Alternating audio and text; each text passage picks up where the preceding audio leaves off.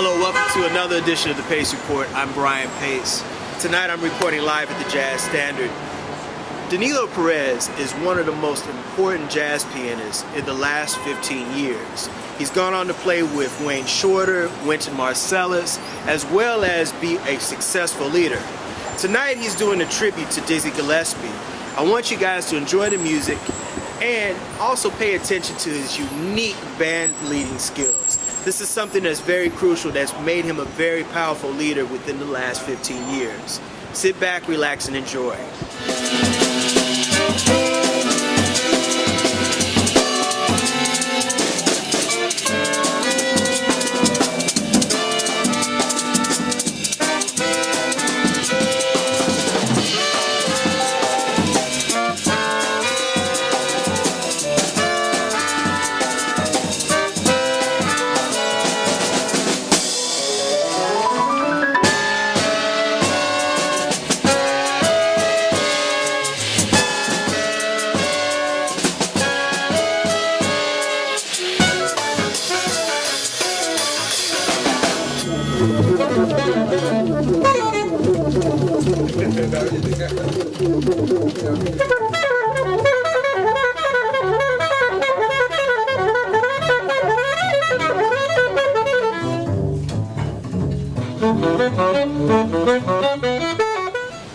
Danilo Perez, thank you for being on the Pace Report. Thank you. The tribute to Dizzy Gillispie, this was a long time in the making. Why did you decide to do it now?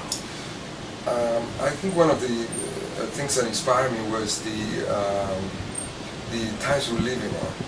You know, the whole conflict in the Middle East with the whole thing that happened in Iraq, the whole thing that's going on, inspired me because there's no better way to bring the world together and to heal the wounds than through art. That's what really did it for me. The fact that right now it's very important to practice respect, love, discipline, teamwork, and music is the best tool to do that. Now I understand that when you first came here to the United States, Dizzy Gillispie reached out to you and you were his pianist up until he died with the United Nations Orchestra. Tell me of your time with Dizzy and explain some of the things that you learned from him and what were some of the things that you've carried out musically throughout your career after playing with him. One of the lessons, the biggest lessons about to be hanging with Dizzy, it was about the humanity. Beside the music, there's a humanity that he carries on, and the fact that he was a mentor to a lot of us. He was a teacher to a lot of us, and the motivation, the inspiration on the road.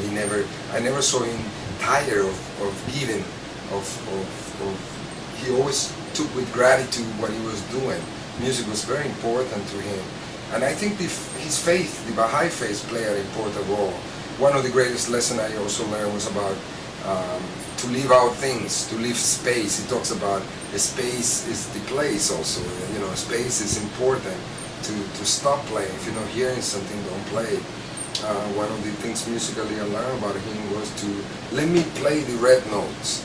You find another space to be playing off, but let me play the red notes. And I think beside all the musical teaching, the one thing his desire to bring the world together through music, you could feel it when he had a Brazilian, an African, and a Puerto Rican, a Cuban. That desire was totally understood by a lot of people. To me, he was the global jazz ambassador of the world, and I carried that with me, that mission to bring people together through music. Music has been in your blood all of your life. Growing up in Panama, your father was a famous band leader and a musician, and I understand that you played congas before you even evolved into the piano. How did you know that you wanted to start playing piano?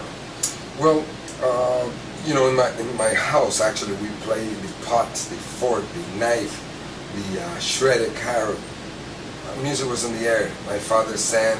I was thinking about today about a lot of things that he used to do. He used to start singing and make me sing a second part harmony, a third voice, So we live and breathe and breathe the music in our home. So I think the transition was, he taught me to play bongos, cabos, congas, timbales, and then there was a piano that an uncle gave me, and he was a fan of great Cuban piano players. He used to play me that, he used to have me transcribing from early on, and so that's how I live the music. That was in the air.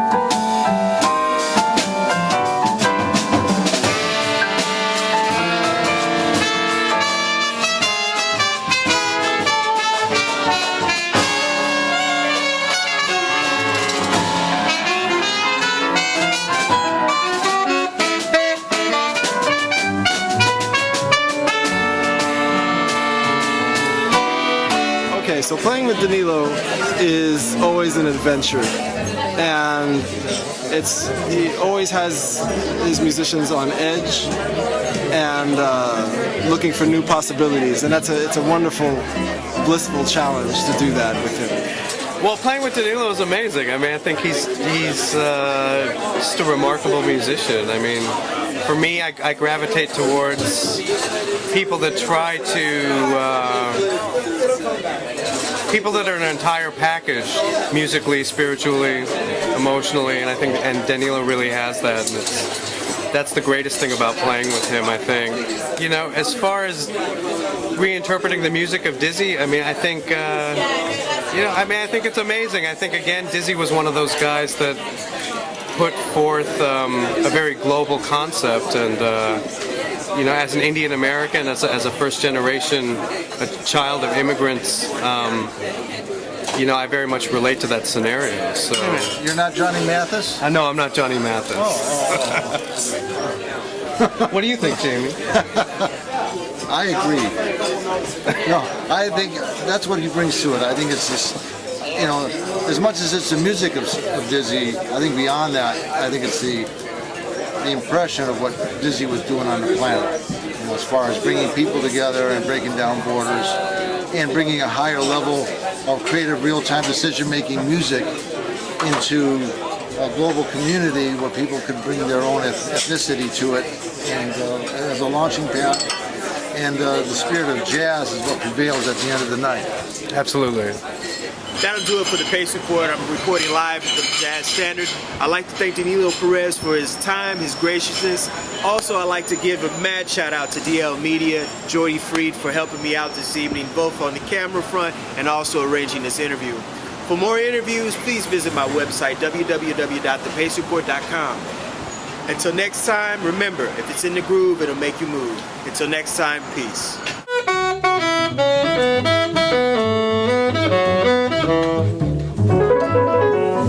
Thank you.